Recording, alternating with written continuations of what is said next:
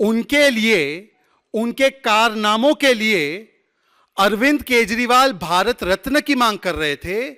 और 1 वर्ष के बाद जब कोई कोर्ट, यहां तक कि सुप्रीम कोर्ट तक इन्हें राहत देने के बदले कहती है कि शराब घोटाले में 338 करोड़ का मनी ट्रेल है, इसको जरा समझाइए। जब इनके भ्रष्टाचार के सारे साथी संजय सिंह, विजय नायर और मनीष सिसोदिया को महीनों तक बेल या राहत नहीं मिलती, तो अरविंद केजरीवाल जी जो भारत रत्न इनके लिए मांग रहे थे, आज अपने लिए नोबेल प्राइज मांग रहे हैं। माफी नहीं मांग रहे, नोबेल प्राइज मांग रहे हैं। एक पुराना गाना है, मैं तो आप लोगों से थोड़ा सा कम उम्र का हूं, परंतु आप जो मेरे सीनियर यहां पे बैठे हैं, वो गाना है, मेरे माता पिता काफी सुनते थे। देखो तेरे संसार की हालत क्या हो गई भगवान, कितना बदल गया इंसान। आज मैं दिल्ली प्रदेश कार्यालय से यहाँ की ओर आ रहा था, तो बीच में किसी ने मुझको रोका और कहा कि इस गाने के लिरिक्स थोड़ा सा बदल गए हैं। आज ये लिरिक्स ये हो चुके हैं, देखो दिल्ली वासियों तुम्हारा सीएम, उसकी हालत क्या हो गई जनता रूपी भगवान, कितना बदल गया ये इंसान। ये वही इंसान है, ये वही अरविंद केजरीवाल है जो आम आदमी पार्टी की शुरुआत होने से पहले अन्ना हजारे की छत्र छाया में जब होता था, तब कहता था कि पहले इस्तीफा होगा और फिर जांच होगी। और आज इस्तीफा तो दूर की बात, आज जांच में सहयोग देने से भी कतरा रहे हैं ये लोग। कितना बदल गया ये इंसान, जो बच्चों की सौगंध खाकर कहता था कि देखिए जी, हम कांग्रेस से कभी हाथ नहीं मिलाएंगे, हम कभी समझौता नहीं करेंगे, हम लालू प्रसाद यादव को जेल के पीछे पहुंचाएंगे, हम समाजवादी पार्टी के मुखिया को जेल के पीछे पहुंचाएंगे, सोनिया गांधी को जेल के पीछे पहुंचाएंगे। कितना बदल गया ये इंसान कि आज इन्हीं की संगत में बैठे बैठे इस्तीफा देना दूर की बात, 7-7 बार समन आने पर जांच में सहयोग करने से भी कतराते हैं। ये किस प्रकार से बदला है ये इंसान। और मित्रों, आज ये जो बातें कह रहे हैं ना, ये बात सच है, नोबेल प्राइज तो मिलना चाहिए। इस बात पर मैं स्वीकारता हूं कि उनको नोबेल प्राइज मिलना चाहिए। पहला नोबेल प्राइज मिलना चाहिए भ्रष्टाचार करने के लिए, हर विभाग में भ्रष्टाचार करने के लिए नोबेल प्राइज मिलना चाहिए। उसके बाद नोबेल प्राइज मिलना चाहिए कि भ्रष्टाचार करने के बाद भगोड़े बनना है, विक्टिमहुड कार्ड खेलना है, भ्रष्टाचार को शिष्टाचार बताना है और फिर अत्याचार करके ड्रामा और नौटंकी करनी है। इसके लिए नौटंकी और ड्रामा के लिए जरूर नोबेल प्राइज मिलना चाहिए, अगर यह कैटेगरी में नोबेल प्राइज दिया जाता है तो। और तीसरा नोबेल प्राइज झूठ बोलने के लिए दिया जाना चाहिए। अब मैं आपको अगले 7-8 मिनट में बताऊंगा कि क्यों भ्रष्टाचार, भगोड़े बनने के लिए और झूठ बोलने के लिए इन लोगों को नोबेल प्राइज से जरूर नवाजना चाहिए। मित्रों, दवा से लेकर दारू तक, मोहल्ला क्लिनिक से लेकर शराब के ठेके तक, टेस्ट से लेकर कक्षा तक, बस से लेकर शीश महल तक, ऐसा कोई विभाग नहीं जिसको केजरीवाल एंड कंपनी ने ठगा नहीं, लूटा नहीं और अपनी काली कमाई और कमीशन का स्रोत बनाया नहीं। इसी मंच पर आपको याद होगा कि कई बार मेरे वरिष्ठ नेताओं को, भारतीय जनता पार्टी दिल्ली से नेताओं को, केंद्रीय मंत्रियों को और मुझे अवसर मिला कि आपको मोहल्ला क्लिनिक में जो लैब टेस्ट के नाम पर घोटाला हुआ, जो घोटाला बस में हुआ, जो घोटाला शीश महल में हुआ, उसमें तो कुछ चैनलों ने प्रमुखता से दिखाने का प्रयास किया, तो उनके पत्रकार के साथ क्या क्या बदसलूकी की गई। जिस प्रकार से शराब घोटाला हुआ, जिसमें कोर्ट किसी भी स्तर पर राहत देने को तैयार नहीं है, उल्टा टिप्पणी पर टिप्पणी करे जा रहा है कि प्राइमा फेसाई ये शराब घोटाला एस्टैब्लिश होता है। अब इन सारे घोटालों के बाद, और देखिए, शराब के बाद पानी में भी घोटाला, और आज मित्रों मैं आपके सामने किस प्रकार से लगभग 70,000 करोड़ का घोटाला आम आदमी पार्टी कर रही है, उसके कुछ प्रमाण आपके सामने रखना चाहता हूं। 70,000 करोड़ का घोटाला। मित्रों, आज दिल्ली जल बोर्ड, यह दिल्ली जल बोर्ड भ्रष्टाचार, कमीशन खोरी और हर प्रकार के अवैध कारनामों का अड्डा बन चुका है केजरीवाल के नेतृत्व में। अभी हाल ही में आपको याद होगा कि दिल्ली जल बोर्ड के कई वरिष्ठ अधिकारीगण, इनको गिरफ्तार किया गया क्योंकि इनकी इन्वॉल्वमेंट, इनकी संलिप्तता थी एक बड़े स्कैंडल में, जहां पर कॉन्ट्रैक्ट्स फर्जी कॉन्ट्रैक्टर्स को दिए जा रहे थे। ऐसे कॉन्ट्रैक्टर्स को दिए जा रहे थे जो उसके लिए किसी भी रूप से क्वालिफाइड नहीं थे, और एवज में करप्शन लिया जा रहा था, और करप्शन और कमीशन लेने के बाद वो दिल्ली सरकार के सर्वोच्च लोगों तक पहुंचाया जा रहा था। इसीलिए उनके संरक्षण में लगातार दिल्ली जल बोर्ड के ये सभी लोग इस भ्रष्टाचार को अंजाम दे रहे थे। अब दिल्ली जल बोर्ड के माध्यम से OTS, वन टाइम सेटलमेंट के नाम पर वन टाइम सुपर स्कैम की तैयारी अरविंद केजरीवाल कर रहे हैं।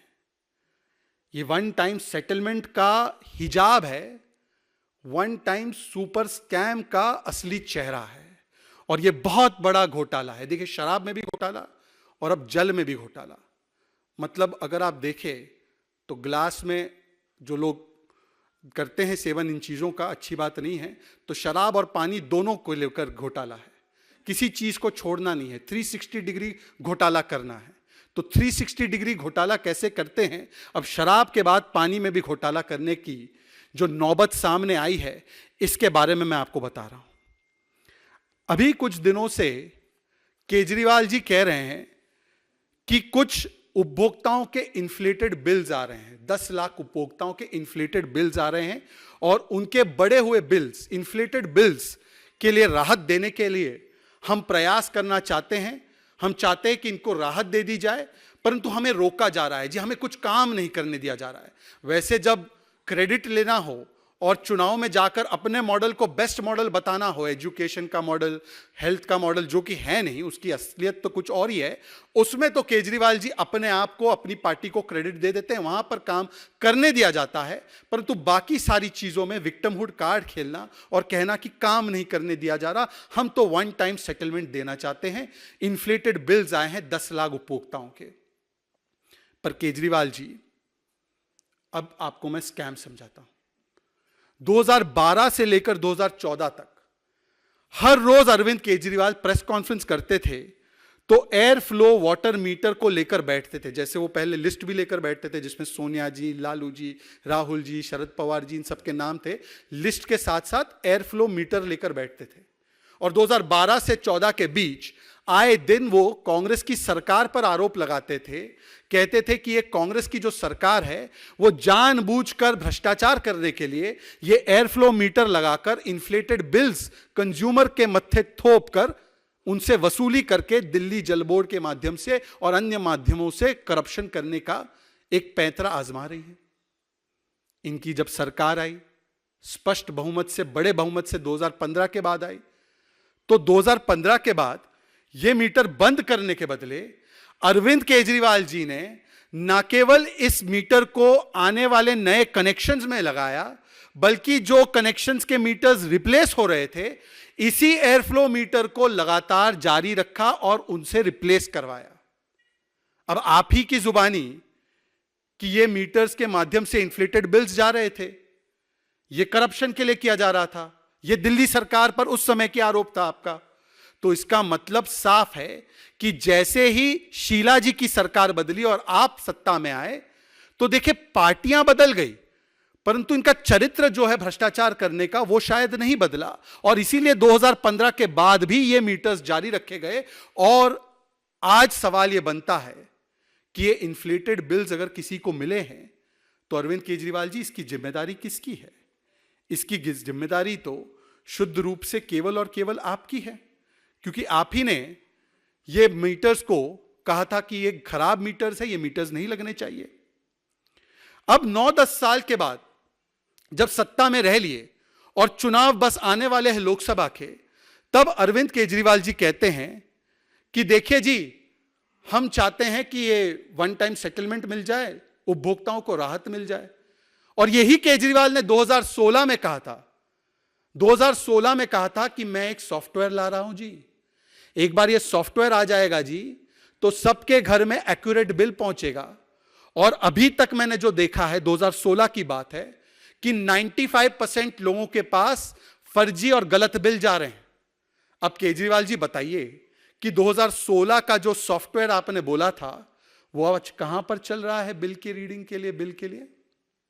जो आपने कहा था 95% लोगों के पास गलत बिल जा रहा है, तो आज उपभोक्ताओं का जिनको इन्फ्लेटेड बिल मिला है आपके हिसाब से 10 लाख ही आंकड़ा कैसे है? 95% तो कई गुना ज्यादा होने चाहिए। आज अरविंद केजरीवाल जी बताइए कि 9-10 वर्षों के बाद साफ पानी देने का जो आपने वादा किया था कि टैप के माध्यम से घर घर तक पानी पहुंचेगा, उस वादे को तो पूरा नहीं कर पाए। इस मीटर को हटाने का जो वादा किया था उसको पूरा नहीं कर पाए। और 9-10 साल के बाद अगर आप इन्फ्लेटेड बिल की बात करते हैं तो ये बिल जनरेट कौन करता है? क्या ये बिल कोई भारतीय जनता पार्टी के दफ्तर से जनरेट हो रहा है, या ये बिल दिल्ली जल बोर्ड ही जनरेट कर रही है? और यदि ये बिल दिल्ली जल बोर्ड ही जनरेट कर रही है तो हमारा आपसे एक सुझाव है अरविंद केजरीवाल जी, ये बिल जनरेट हो फिर वो कैंसल हो, इससे अच्छा तो आप ये कर दीजिए कि जिस किसी के बिल में इन्फ्लेटेड आया है, गलती आई है, उस बिल को डीजेबी के माध्यम से जीरो कर दीजिए। वैसे भी तो 21,000 लीटर तक जब पानी मिलता है और उसके लिए तो कोई बिल नहीं देना पड़ता, आपका ये वादा था, आपकी ये स्कीम थी। ये ओटीएस स्कीम कहां है मुझे नहीं पता, पर यह स्कीम तो थी ना, 21,000 लीटर तक पानी माफ, पानी मुफ्त।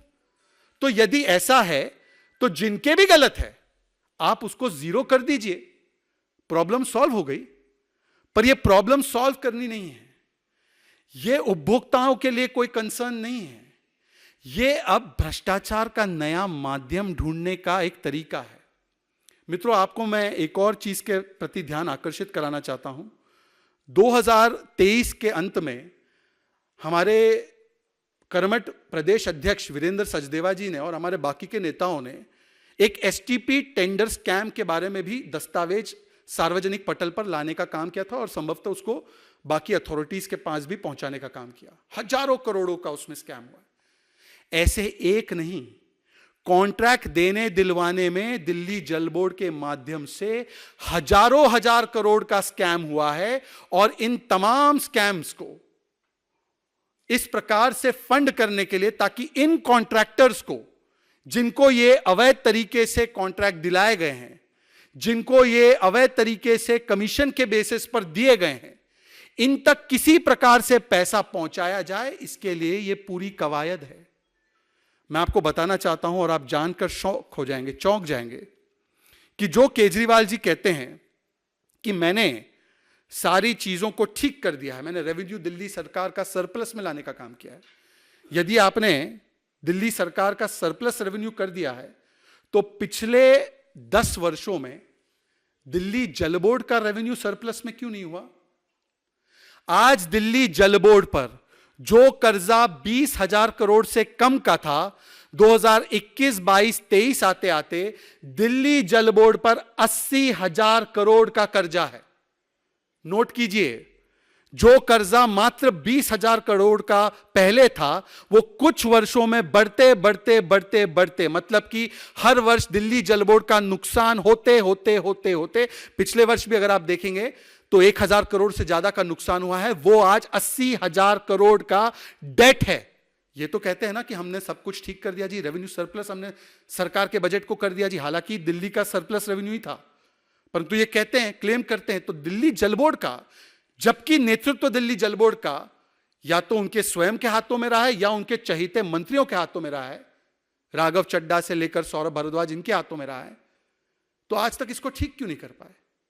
ये ठीक इसलिए नहीं कर पाए, ये इसलिए घाटे में है दिल्ली जल बोर्ड, क्योंकि बार बार दिल्ली जल बोर्ड के माध्यम से एसटीपी टेंडर प्लांट का हो या अलग अलग इस प्रकार के कॉन्ट्रैक्ट हो, उन कॉन्ट्रैक्ट्स की असली कीमत मानो 100 करोड़ है तो उसको इन्फ्लेट करके 500 करोड़, 600 करोड़, 700 करोड़, 1000 करोड़ करके अपने चहीते कॉन्ट्रैक्टर को दिलवाना, बीच में घूस लेना और दिल्ली की जनता के पैसों के माध्यम से ये दिल्ली जल बोर्ड के घोटाले में दिल्ली जल बोर्ड के नुकसान की भरपाई करने का ये एक sophisticated one time super scam का स्कीम है।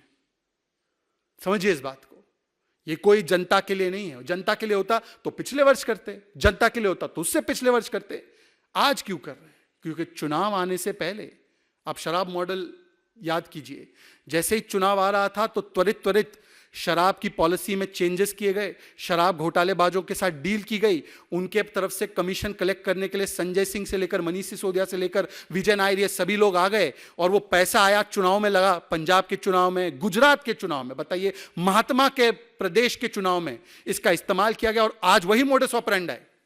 जैसे ही चुनाव आ रहे हैं कॉन्ट्रैक्टर्स का दबाव आ रहा है, जी हमने तो दे दिया था आपको कमीशन, हमारा पैसा क्लियर करवाओ, हमने आपको हजारों करोड़ रुपए कमीशन दे दिए हैं, हमें जल्द से जल्द ये जो कॉन्ट्रैक्ट हमने लिया था उसके पैसे दिलवाओ। तो इस चक्कर में दिल्ली जल बोर्ड जिस पर 80,000 करोड़ का कर्जा है, जिसके पास अब पैसे नहीं है, तो दिल्ली सरकार के बाकी पैसे उसमें ट्रांसफर हो जाए और वो ट्रांसफर करके जेबें भरी जाए कॉन्ट्रैक्टर्स की और कमीशन बड़े पैमाने पर और भी खाया जाए चुनाव से पहले। अन्यथा मैंने आपको एक सुझाव दिया है कि सारे जो बिल जनरेट हुए, मैं तो कह रहा हूं 10 लाख क्यों, सारे जो बिल जनरेट हुए उसको जीरो कर दीजिए। सॉफ्टवेयर जो लाने वाले थे वो सॉफ्टवेयर ले आइए। नियत साफ पानी की नहीं है, नियत केवल और केवल सफाई करनी है तिजोरी की। ये तिजोरी की सफाई का मोडस ऑपरेंडाई है, साफ पानी का मोडस ऑपरेंडाई नहीं है और ना ही उपभोक्ताओं को राहत देने का मोडस ऑपरेंडाई है। इसीलिए आज मैं कुछ स्पेसिफिक सवाल पूछना चाहता हूं केजरीवाल जी से इस विषय पर और आगे के फिर विषय पर कुछ सवाल रखना चाहता हूं। केजरीवाल जी 2016 वाला सॉफ्टवेयर कहां है? Kejriwal ji air flow water meter के इस्तेमाल को बंद क्यों नहीं किया आपने? केजरीवाल जी 95% कंज्यूमर्स को अगर ये समस्या है तो इनका आंकड़ा 10 लाख क्यों है?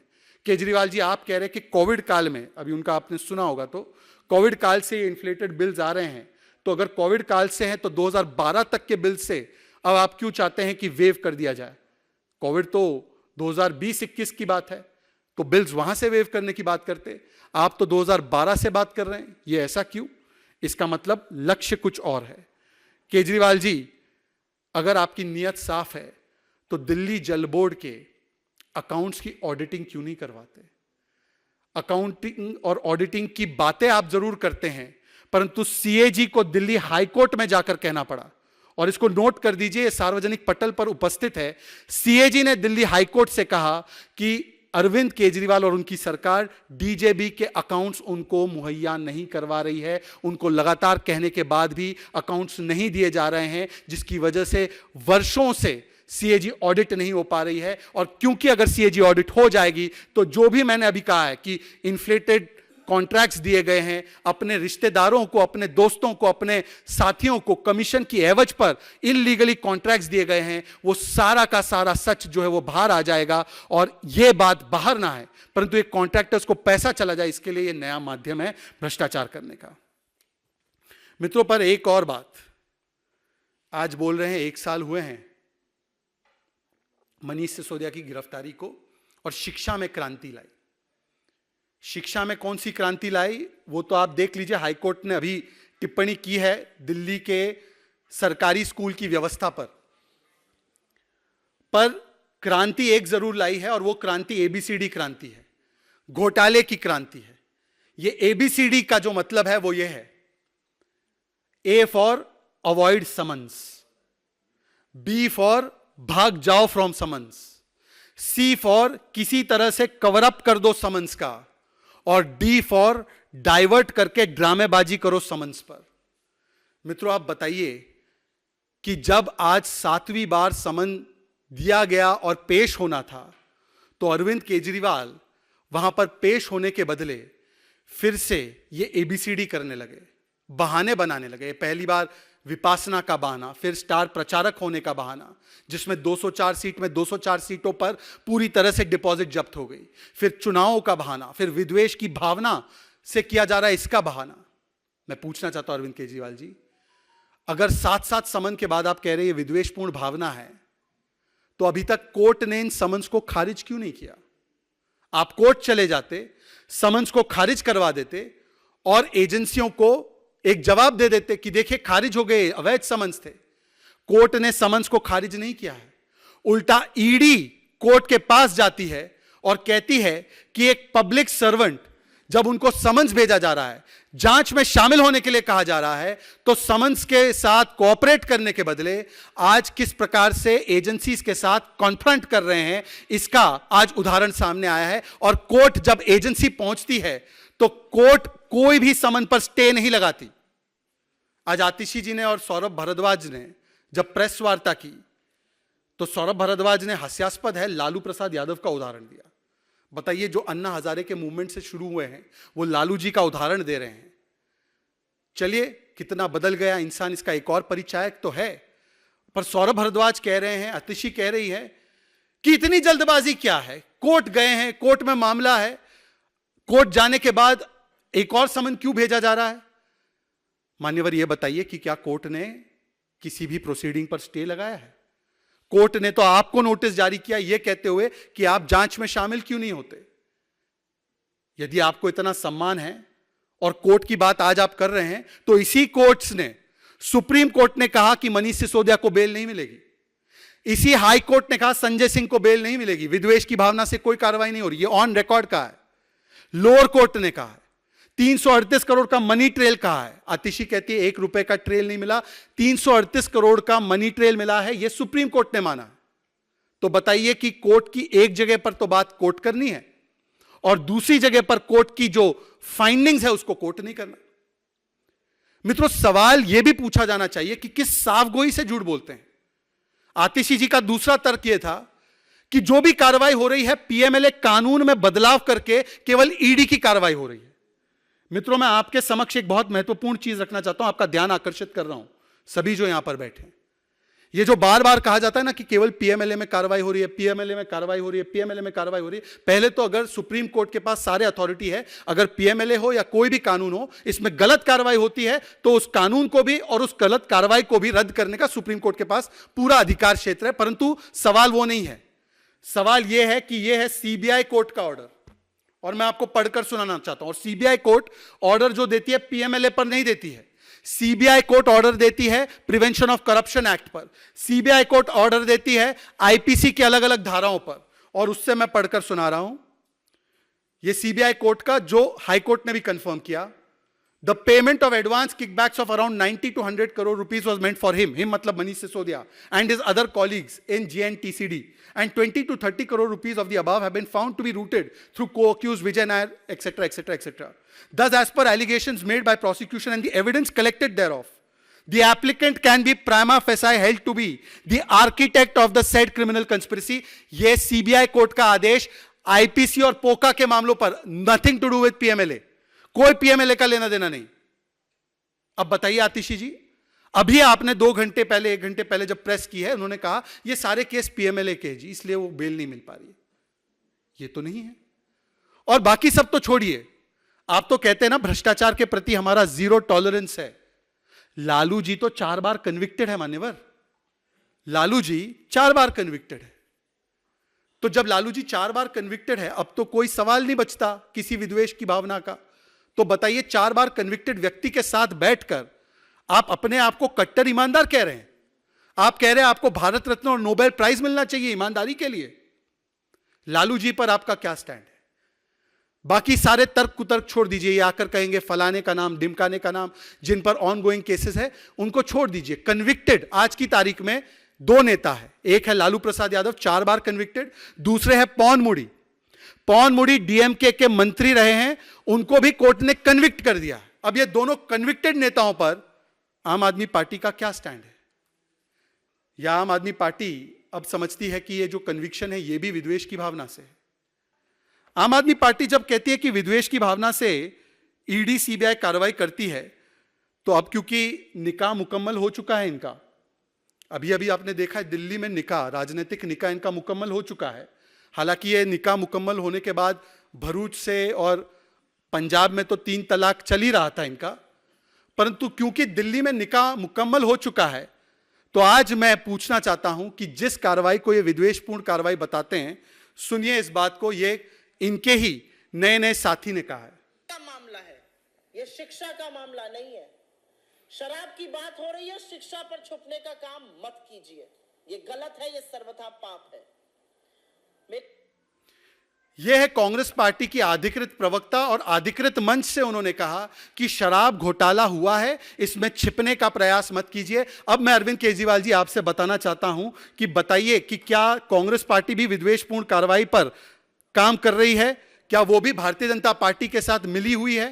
कोर्ट्स भी भारतीय जनता पार्टी के साथ मिले हुए हैं, सब कुछ मिले हुए हैं, सब कोई मिला हुआ है। ये वही लोग हैं जो कहते हैं या कहते थे कि सब कोई मिला हुआ है जी। आज ये सब मिल गए जी। कितना बदल गया इंसान, कितना बदल गया इंसान कि जो लोग कहते थे जांच करानी है, सोनिया गांधी को गिरफ्तार करो, 2 दिन उसका इंटेरोगेशन करो, देखो पता चल जाएगा किस किसने रिश्वत लिया और किस किसने। ये अरविंद केजरीवाल का बयान, ये तो खुद चाह रहे थे सोनिया गांधी गिरफ्तार हो। अब तो सोनिया गांधी पर केवल केस चल रहा है, वो गिरफ्तार अभी तक नहीं हुई है। तो क्या अरविंद केजरीवाल जी आपने इस पर भी सियासी यूटर्न ले लिया है, या उस समय पर गलत बोल रहे थे, या आज आपको विद्वेषपूर्ण कार्रवाई नजर आने लगी एजेंसियों में? इसका जवाब देना चाहिए। दरअसल बात यह है कि जवाब नहीं देना है शराब घोटाले पर। शराब घोटाले पर 2.5% से 12% कमीशन कैसे हुआ? जवाब नहीं देना है। ब्लैक लिस्टेड कंपनी कैसे आई? जवाब नहीं देना है। मैन्युफैक्चरिंग कंपनी कैसे आ गई? उसका जवाब नहीं देना है। होलसेल प्राइवेट सेक्टर को कैसे दे दिया गया? जवाब नहीं देना है। नई पॉलिसी में भ्रष्टाचार नहीं हुआ था तो पुरानी पॉलिसी पर रिवर्ट क्यों किया? जवाब नहीं देना है। हजारों करोड़ रुपए का मुनाफा शराब घोटालेबाजों की जेबों को भरने के लिए क्यों दिया गया? जवाब नहीं देना है। इसलिए ड्रामा करना है, ध्यान भटकाना है, और किसी भी तरीके से अपने आप को विक्टिमहुड कार्ड खेलकर बचाने का प्रयास करना है। मित्रों, यह मॉडल है, और इसलिए आगाह होना जरूरी है कि एक और नए स्कैम की शुरुआत, दवा के बाद दारू और दारू के बाद पानी का स्कैम करने का ये जो पूरा मॉडल है वो आज सामने आपके आ चुका है। उम्मीद है कि जो स्पेसिफिक सवाल हमने पूछे हैं उनका कम से कम एक बार कम से कम आम आदमी पार्टी के लोगों की तरफ से जवाब आए। मित्रों, इस बीच एक और डेवलपमेंट हुई है जिसके बारे में एक टिप्पणी करना जरूरी है। अभी अभी आपने देखा होगा कि जो पश्चिम बंगाल में हाईकोर्ट की तरफ से बेहद सख्त टिप्पणी और सख्त लहजे में पश्चिम बंगाल की सरकार, जिसको मैं कहता हूं निर्ममता वाली सरकार, उसको फटकार लगाते हुए शाहजहां शेख को गिरफ्तार करने के लिए सीधे सीधे कहा गया। आज एक बात स्पष्ट है कि जो सरकार दावा करती थी, तृणमूल कांग्रेस की सरकार, ममता दीदी की सरकार, की ये मां माटी मानुष की सरकार है, ये मां माटी मानुष नहीं, ये बम ब्लास्ट और बलात्कारी बचाओ की सरकार है। ये बम ब्लास्ट और बलात्कारी बचाओ का कार्यक्रम इस प्रकार से चलता है कि विधानसभा में खड़े होकर शाहजहां शेख, जो एक व्यवस्थित और सिस्टमैटिक शारीरिक शोषण का एक संस्थागत नेटवर्क चलाते हैं, जिसमें ज्यादातर प्रताड़ित की जाने वाली कम उम्र की हिंदू महिलाएं हैं, अनुसूचित जाति जनजाति से आने वाली महिलाएं हैं, उसके बचाव में ममता बनर्जी से लेकर अभिषेक बैनर्जी से लेकर तृणमूल कांग्रेस का रैंक एंड फाइल, यहां तक कि उनके प्रवक्ता यह भी कह देते हैं कि रेप का फुटेज कहां है, यहां तक कि उनके प्रवक्ता यह भी कह देते हैं कि ये जो महिलाएं हैं ये बीजेपी की एजेंट है, आरएसएस की एजेंट है, ये एक्टर्स है, ये स्क्रिप्टेड है।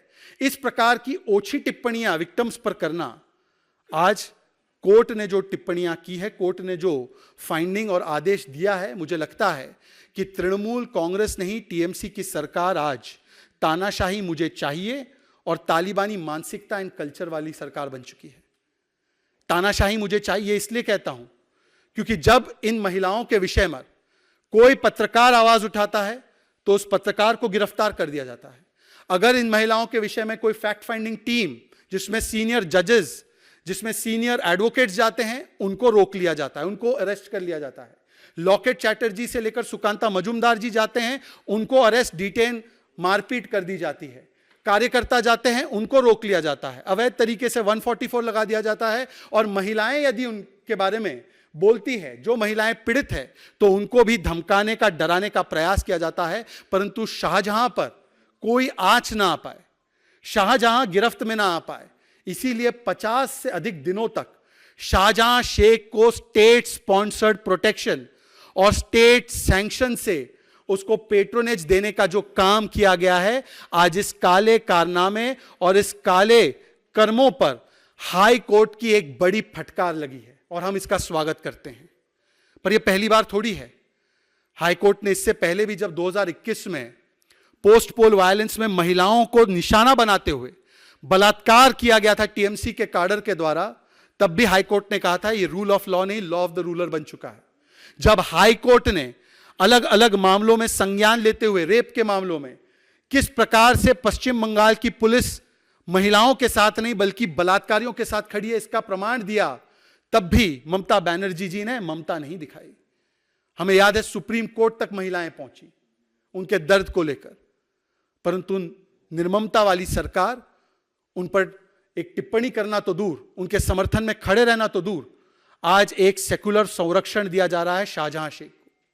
और सेकुलर संरक्षण केवल ममता दीदी का नहीं है, सेकुलर संरक्षण केवल तालिबानी माइंडसेट एंड कल्चर वाली पार्टी का नहीं है, यह सेकुलर संरक्षण पूरे इंडी अलायंस की ओर से दिया जा रहा है। कल्पना कीजिए, पत्रकारों के अधिकारों पर, संवैधानिक अधिकारों पर, बोलने पर और महिला उत्पीड़न पर हाथरस से लेकर भारतीय जनता पार्टी के शासित में जब भी कोई ऐसी अप्रिय और दुर्भाग्यपूर्ण घटना हुई तो डेलीगेशन और वल्चर टूरिज्म करने के लिए जो पहुंच जाते थे, प्रियंका वाड्रा, राहुल गांधी, अरविंद केजरीवाल, उनके नए नए राज्यसभा पहुंचे हुए साथी, आज उनके तरफ से एक ट्वीट नहीं आ पा रहा है, एक शब्द नहीं वो बोल पा रहे हैं, और लगातार हाईकोर्ट बोल रहा है। तो आज तो सवाल यह भी बनता है कि ऐसी कौन सी मजबूरी है प्रियंका वाड्रा जी, ऐसी कौन सी मजबूरी है इंडी अलायंस के तमाम नेता कि आप लोग नहीं बोल पा रहे। कुछ एकाध लोग बोल पा रहे हैं, परंतु जो बाकी के डेलीगेशन बनाकर जाने वाले, वल्चर टूरिज्म करने वाले लोग कब जाएंगे संदेश खाली की महिलाओं के पास? प्रियंका जी, यह भी सवाल बनता है। इसके अतिरिक्त कोई और सवाल हो आपके तो प्लीज पूछिए।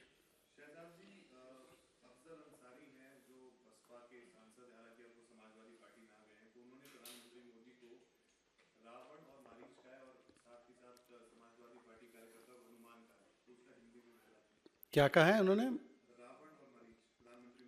और देखिए, सबसे पहले तो हालांकि ये टिप्पणी निंदनीय है, परंतु एक बात अच्छी है कि जो लोग रामचरितमानस को जलाने की, रामचरितमानस के विषय में क्या क्या टिप्पणियां करते थे, जो प्रभु श्री राम के अस्तित्व को नकारते थे, राम भक्तों पर गोलियां चलाते थे, आज उनको भी इस प्रकार के एग्जाम्पल्स देने पड़े हैं।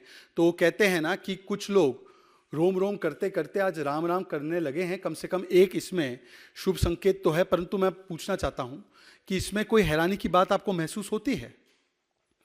इस व्यक्ति का क्या बैकग्राउंड है, इसकी पृष्ठभूमि क्या है, और ये क्यों समाजवादी पार्टी से अब टिकट लेकर लड़ेंगे, इसके बारे में तो ज़्यादा विश्लेषण करने की आवश्यकता नहीं है, क्योंकि समाजवादी पार्टी ने तो हमेशा गुंडों को, माफियाओं को और आपराधिक तत्वों को विधानसभा तक या लोकसभा तक भेजने का काम किया है।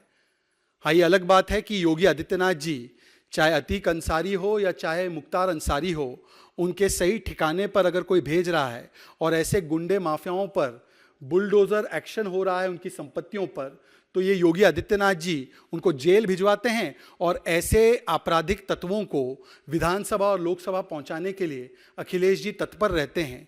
और जिस प्रकार की टिप्पणी उन्होंने की गई, देखिए, प्रधानमंत्री नरेंद्र मोदी जी को 90 से अधिक बार गालियां देने का काम किया है। अभी अभी समाजवादी पार्टी के नए नए साथी राहुल गांधी ने तो पूरे उत्तर प्रदेश की जनता को ही गाली दे दी, कहा कि ये नशेड़ी जनता है।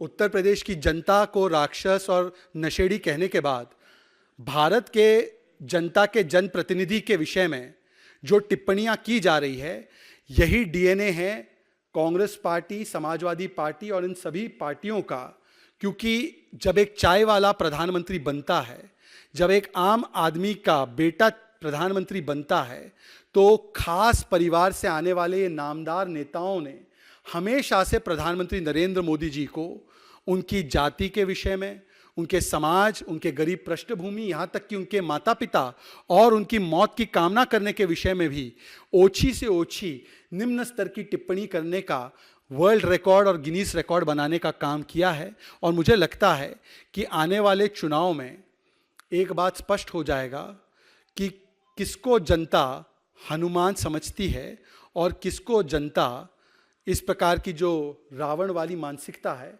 वो समझती है। मुझे लगता है जनता इसके बारे में 2024 में ठीक तरीके से, खासकर उत्तर प्रदेश के 80 सीटों पर जवाब जरूर देगी, क्योंकि जिन लोगों ने सनातन का विरोध, हिंदू धर्म का विरोध, हिंदुओं को आतंकी कहना, राम मंदिर नहीं बने इसके लिए चेष्टाएं की है, उनके बारे में जनता ही ठीक से आकलन करेगी और जनता उनको बताएगी कि कौन हनुमान के और कौन प्रभु राम के लिए काम कर रहा है, मंदिर के लिए काम कर रहा है, सनातन के लिए काम कर रहा है, और कौन उनके विरोध में काम कर रहा है।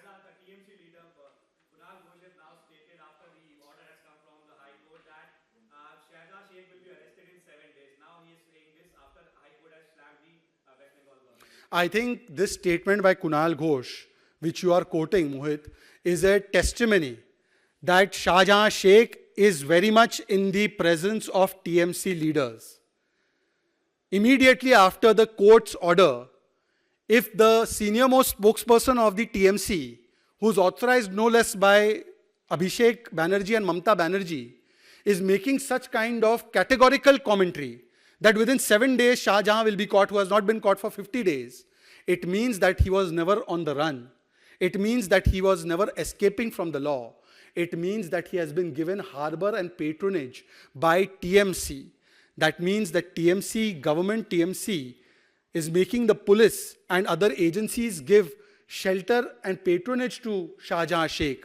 But on the other hand, they are arresting journalists, they are arresting Karyakartas, they are arresting fact-finding panel members who are going to stand in solidarity with the women of Sandesh Khali. This is an admission. ये एक प्रकार से एक मान्यता है, ये माना है उन्होंने कि शाहजहां शेख को ममता बनर्जी के तहत, ममता बनर्जी की सरकार के तहत राज्य प्रायोजित संरक्षण और राज्य प्रायोजित उनको प्रोटेक्शन दिया जा रहा है। ये सबसे बड़ा प्रमाण कुणाल घोष ने आज प्रस्तुत किया है। और इसीलिए मैं कहूंगा कि हाईकोर्ट के आदेश का सम्मान करते हुए 7 दिन नहीं, 7 घंटों के भीतर तृणमूल कांग्रेस की सरकार और पुलिस को तुरंत प्रभाव से उस शाहजहां शेख को कानून के हवाले कर देना चाहिए, जेल में भेजना चाहिए और संदेश खाली की महिलाओं को न्याय दिलाने के लिए कदम उठाने चाहिए।